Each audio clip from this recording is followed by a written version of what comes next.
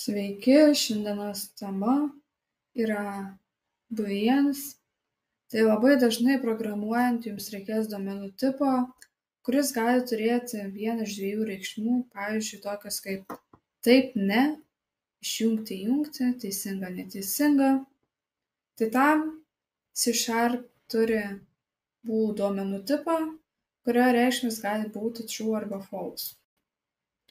Boolean tipas yra deklaruojamas naudojant bool raktinį žodį, gali turėti tik dvi reikšmes true arba false. Taigi apsirašysime naujus kintamuosius, tai pasirašysime tipą bool, vardą į C# fun ir priskirsime reikšmę true.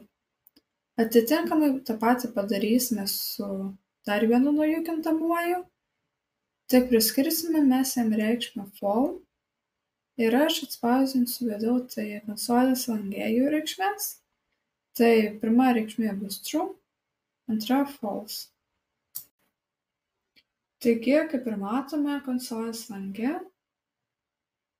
tas reikšmes true ir false.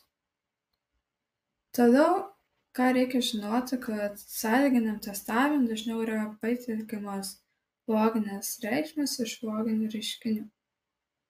Tai toliau norėčiau pakalbėti apie boolean išraiškas arba angliškai boolean expression.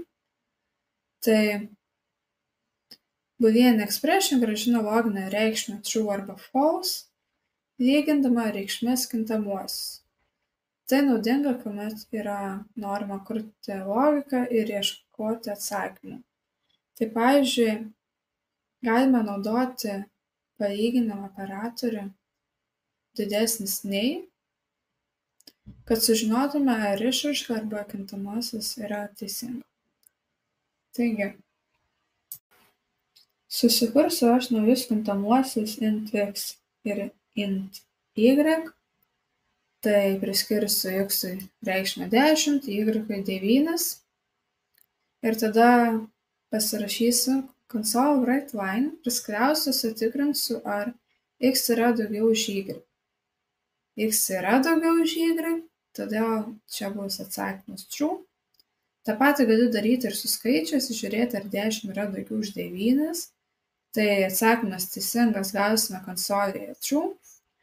Tada susikursiu dar vieną naują kintamąjį int a lygu 10 ir tą patį darysiu, tik tais tikrinsiu, ar viena reikšmė yra lygi kitai. Tai parašysiu console writeLine, ar a lygu 10, tai 10 yra lygu 10, kadangi a reikšmė 10.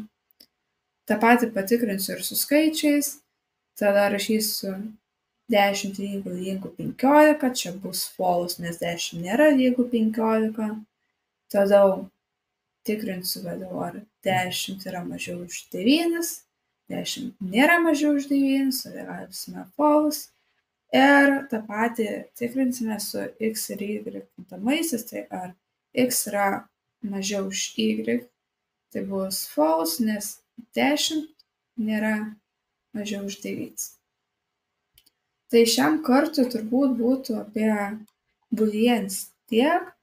Kitam vaizdo įraše aš kalbėsiu apie if, else ir else.